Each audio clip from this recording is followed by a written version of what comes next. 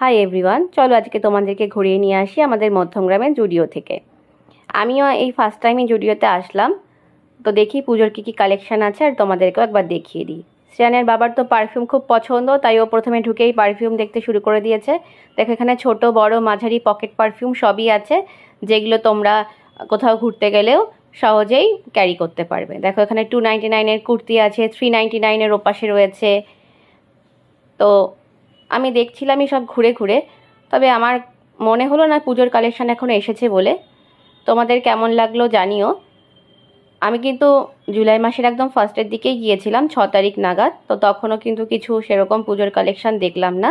আর এখানে ফাউন্ডেশন রয়েছে, দেখো স্টিক ফাউন্ডেশন রয়েছে, টিউব আছে, তারপরে দেখো এখানে লিপস্টিক রয়েছে, লিকুইড লিপস্টিক আছে, আর এই দেখো নেল পলিশ।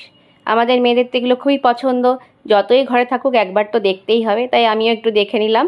তবে আমি নেল পলিশ এখান থেকে নিয়ে নিই, তবে খুবই রিজনেবল প্রাইসে ছিল, 799 করে।